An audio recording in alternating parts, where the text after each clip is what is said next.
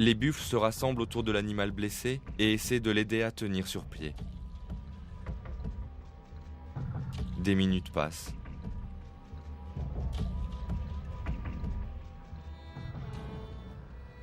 La situation semble sans espoir pour le buffle exténué. Les lions attendent toujours en embuscade. Le croyant mort, les quelques derniers buffles restants commencent à s'éloigner. Et encore un autre événement miraculeux a lieu. Le buffle blessé crie à l'aide encore une fois, comme s'il leur demandait de ne pas l'abandonner. La horde revient immédiatement. Les buffles, encore une fois, voient les lions s'approcher.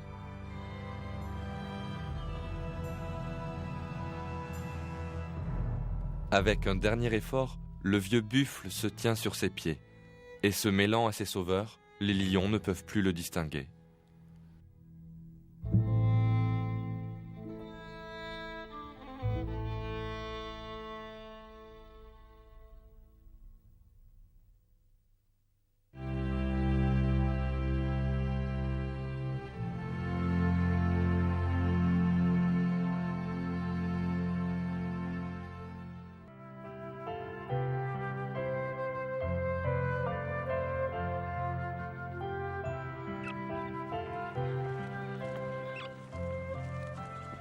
Ceux-là sont des poussins perroquets australiens. Ils sont venus au monde à 5 jours d'intervalle, l'un après l'autre. Donc, il y a des différences importantes entre eux. Le premier poussin à éclore est beaucoup plus grand que le dernier.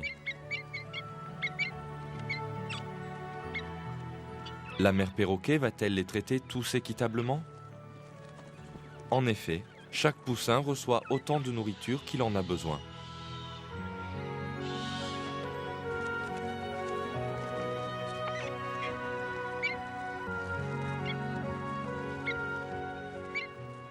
Dix jours plus tard, le poussin le plus vieux est toujours plus grand que les autres.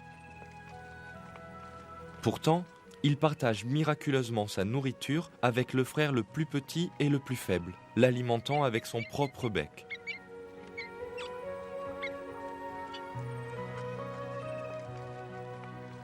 Comment ce perroquet, encore bébé lui-même, sait-il que le plus jeune de ses frères a besoin d'être nourri ?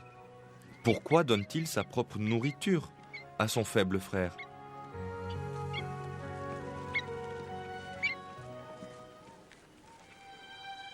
Les adeptes du darwinisme ne peuvent jamais répondre à cette question.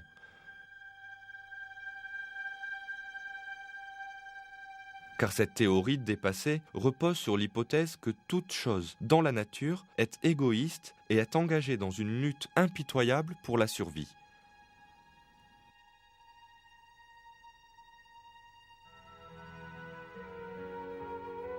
Pourtant, comme nous l'avons vu, même un poussin minuscule partage sa nourriture avec ses petits frères sans défense quand c'est nécessaire.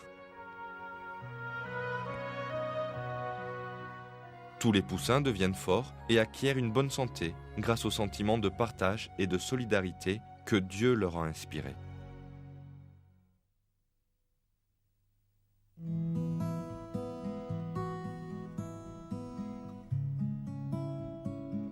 Le bec de l'oiseau piqueur est un extraordinaire foreur. Premièrement, il perce un trou dans l'arbre avec son bec, puis il pose un gland dans le trou pour pouvoir le retrouver plus tard, en hiver. Près de 60 000 glands sont stockés par les oiseaux piqueurs dans cet arbre.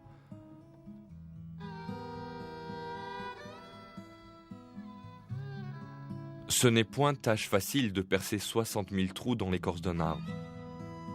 Pourtant, faisant preuve d'une patience et d'un dévouement à toute épreuve, les oiseaux piqueurs y arrivent, puis ils les remplissent de glands.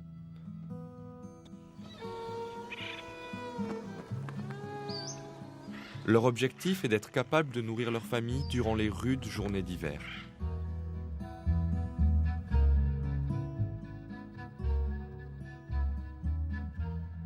Les jeunes membres de la famille aident à cette préparation. Chaque oiseau exécute sa tâche à la lettre. Aucun d'eux ne néglige son devoir.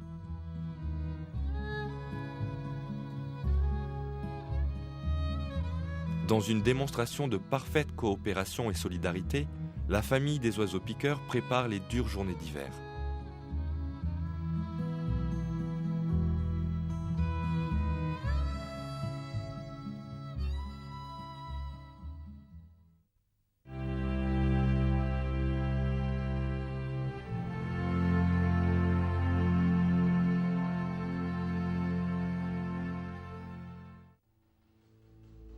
Une autre caractéristique des êtres vivants, qui invalide totalement la théorie de l'évolution, est l'amour et l'affection surprenants qu'on peut observer dans leur comportement.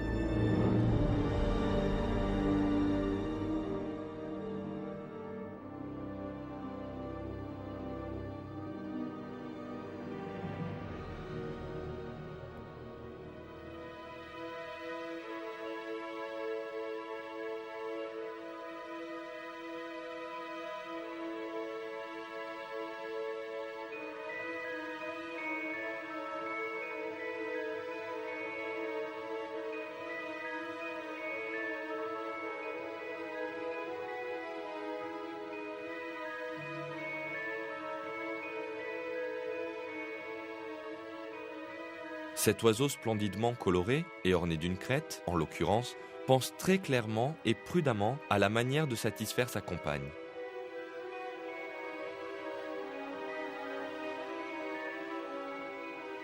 Il lui donne des petits cadeaux, un morceau de fruit en l'occurrence. Les oiseaux du monde entier traitent leur compagne avec la même attention. Voici l'oiseau guan de la jungle amazonienne. Il se comporte exactement de cette manière, comme le fait le chardonneret européen.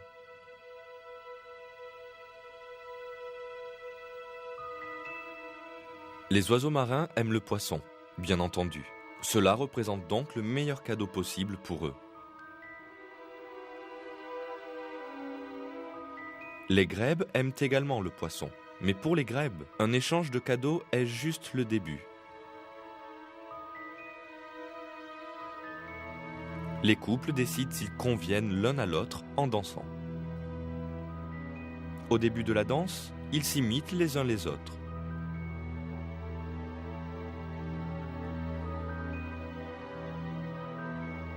Pour mieux se connaître, ils procèdent à la deuxième phase de la danse dans une harmonie étonnante.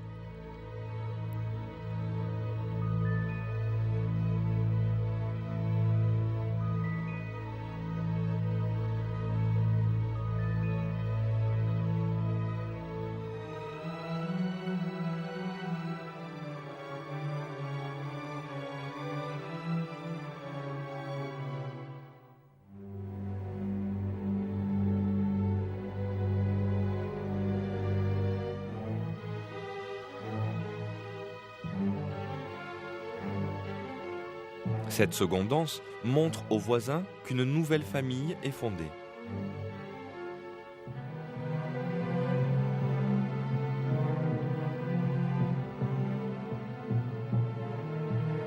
Les présents sont alors donnés une fois la danse terminée.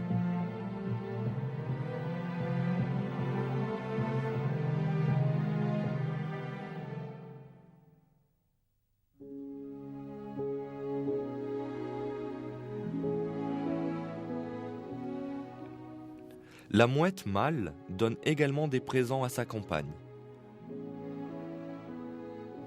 Après la construction de leur nid, le mâle et la femelle commencent à s'occuper l'un de l'autre de la manière la plus attentive.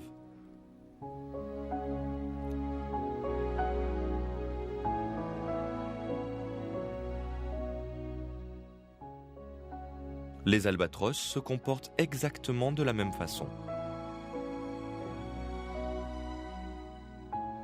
Ces énormes becs sont très pointus et représentent un danger pour les autres oiseaux.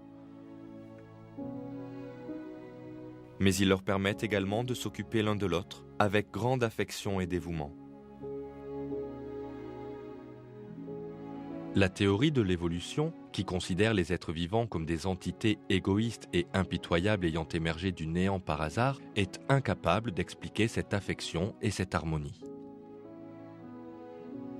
Pour nous, cela s'explique par le fait que c'est Dieu qui a créé les êtres vivants, et c'est lui qui leur a insufflé ces sentiments d'affection, de sacrifice et de partage que la théorie de l'évolution ne peut jamais expliquer.